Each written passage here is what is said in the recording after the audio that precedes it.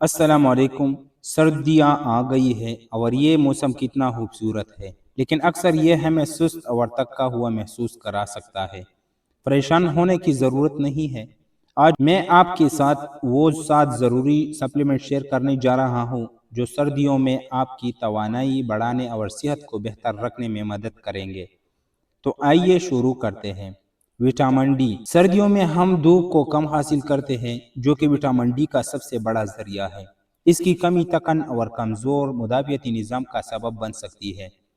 एक अच्छे vitamin D supplement के जरिए आप अपनी तवानाई, मूड और क़ुव्वती मुदाफियत को बेहतर बना सकते हैं। दूसरा है आयरन।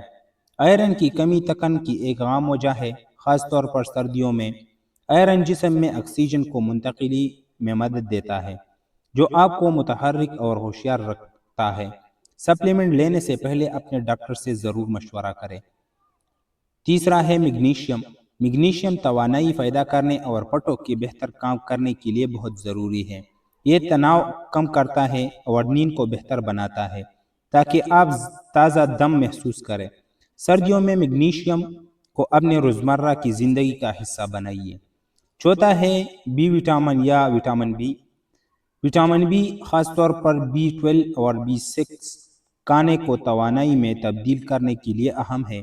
अगर आप थकन महसूस करते हैं या सब्जी खोर हैं, तो बी कम्प्लेक्स सप्लीमेंट आपकी तवानाई बढ़ाने में मददगार साबित होगा। पांचवा है अश्वगंधा।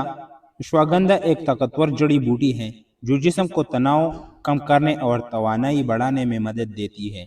ये सर्दियों की थकन को दूर करने और आपको पुरसुकून रखने के लिए बेहतरीन है। छठा है विटामिन सी। सर्दियों की सेहत का जिक्र हो और विटामिन सी का नाम न आए, ये मुमकिन नहीं। ये आपके मुदाफियती निज़ाम को मजबूत करता है और थकन कम करने में भी मदद देता है।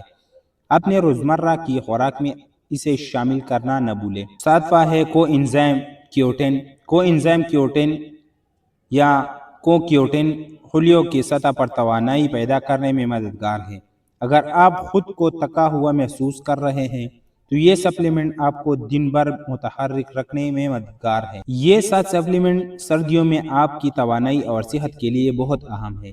कोई भी सप्लीमेंट शुरू करने से पहले अपने डॉक्टर से मशवरा ज़रूर करें। अगर ये वीडियो आपको पसंद आई हो तो ये लाइक, शेयर और सब्सक्राइब करना मत भूलिए।